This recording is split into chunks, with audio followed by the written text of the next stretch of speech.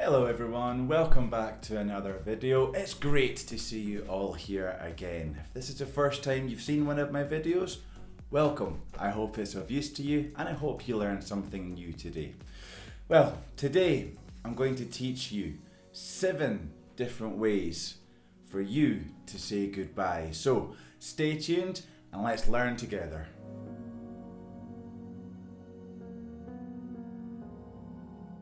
Okay, so it's really important when you're speaking English or any language to have some variation in your speech, so you're not always saying the same thing.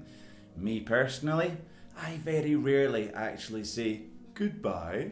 It's not something that comes that naturally to me. So I'm going to teach you 7 different ways for you to say goodbye in English that will make you sound a little bit more native. So let's get going. Number 1. Catch you later. Catch you later is a really nice thing to say, and it doesn't necessarily have to literally mean that you will see that person later on. No. It's simply just a different way of saying goodbye. It's a little bit strange with the verb catch you later, as if they're flying through the sky and you're going to catch them. So it doesn't make much literal sense. But native speakers will always understand what you mean. It's simply a way of saying goodbye. Number 2. See ya.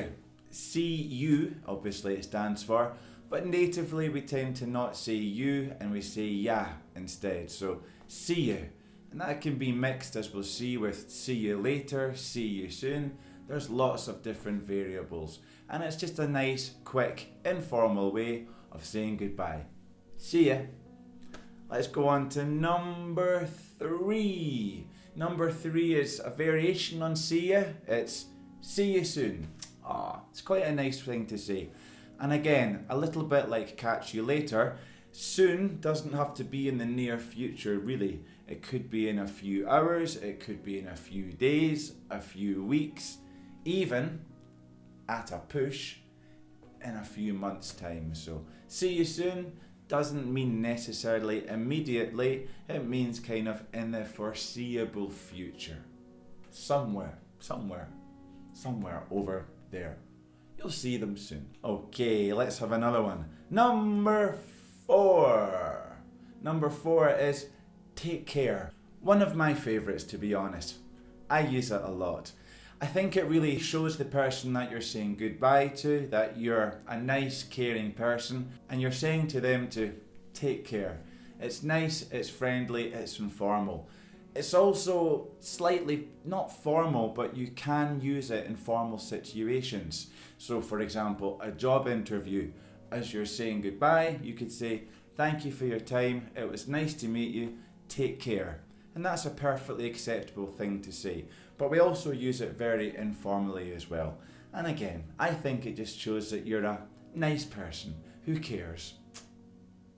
Okay, number 5. Number 5 on my list is later. Now, I personally wouldn't really say this very much.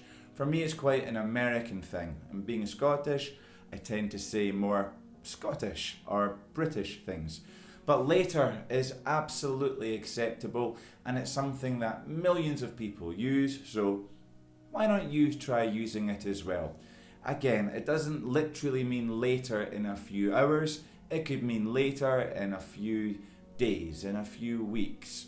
It's a nice thing to say, and as I say, it's quite American.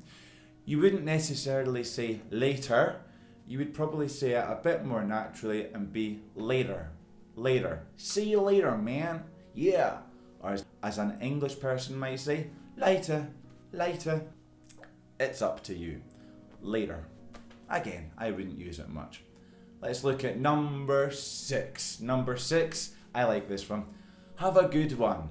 The one's not specified. One just simply means the period of time until you next see that person again. Have a good one. So for example, it could be used if you're saying goodbye to your friend because they're going to go shopping or go to the cinema or whatever it is. It's simply a way for you to say to have a good one, have a good time, have a good one, have a good one. It's a nice thing to say. And number 7. 7 on my list. Take it easy. Again, it's really quite an American, for me anyway. I think it's quite an American thing to say. And it's very relaxed. It's very informal. Take it easy, man. Take it easy. Perhaps if you're English, take it easy. And again, it just means to relax. Don't stress yourself. Take it easy. And it's a perfectly acceptable way of saying goodbye. Now, I bet you're wondering, hey Darren, what are your top 3 favourite ways to say goodbye? Well, it's funny you should say that, because I've compiled them here for you. My 3rd favourite way of saying goodbye would be, have a good one.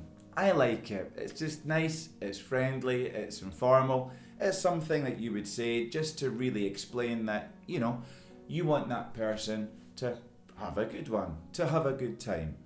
Have a good one. My 2nd favourite on the list would be catch you later.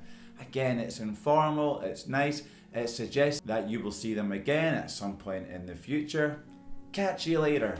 Catch you later. Catch you later. Nice. And my number 1, my numero uno, so to speak, is take care. I really like it. As I say, I feel that it shows that you care about the person, even if it's a friend or somebody that you don't know that well, and you're simply saying to them to take care. Another one we can say is look after yourself. And again, it's not imperative, you're not forcing them to do it, but it's a nice way to show that, you want them to take care, to look after themselves so that they're in good spirits, they stay healthy, and you're looking forward to seeing them again in the future. So, there you have it. My personal top 3 ways of saying goodbye, and another 4 thrown in for good measure to help you vary your English. So, until next time, take care, catch you later, have a good one, see you soon, take it easy, however you want to say it. Don't forget to like and subscribe, click the alert bell on this video so that you can be notified the next time that I upload a video. So, until next time, look after yourself, take care, catch you later, have a good one. Adios. Spanish for goodbye.